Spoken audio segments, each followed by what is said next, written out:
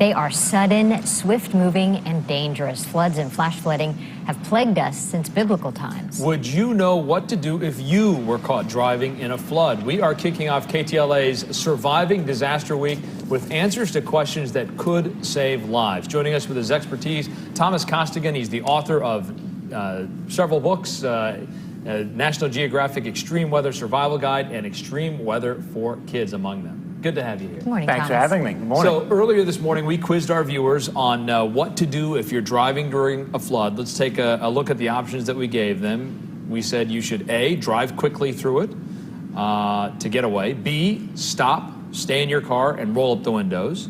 C, stop, get out of the car and walk to safety. Or D, stop, get out of the car and use a big stick to test for solid ground. So let's go option by option. What about the first option? Drive quickly through a flood. Well, I think it's important for people to know that most flood deaths occur when you're in your car.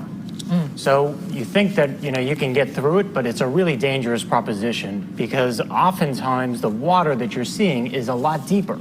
So that's a risky proposition. If you need to go, just go where the water isn't. Okay. That's the big So what about that second option then of staying in the car and then just rolling up the windows?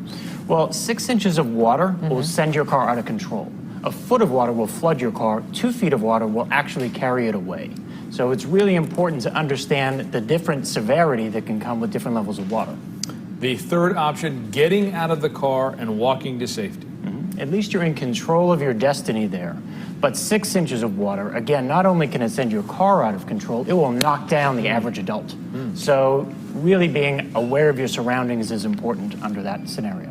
And that fourth option is also getting out of the car using a big stick or an umbrella to test the ground. What do you think about that? Well, we've seen a lot about sinkholes. Yeah. We often see that people in danger situations get hurt post-recovery. So in other words, after the storm has passed, they'll step on something.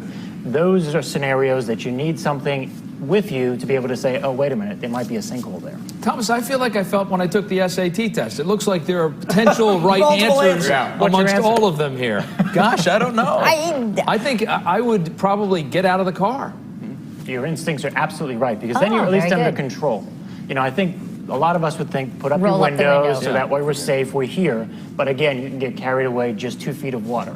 And it's important to remember that 6 inches of water can become 10 feet.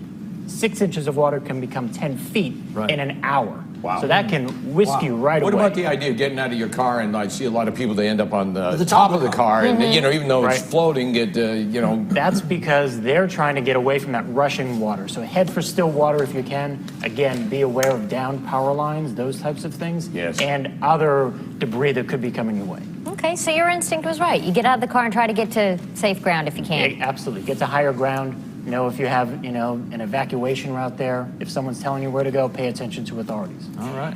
Here in Southern California, we often experience, though, storm surges, street flooding from time to time. What are some quick tips to help us should we encounter something like that? Well, on your insect discussion, snakes and a lot of those things can get into your home after a flood, so be aware of that. Also be aware of water contamination post-flood.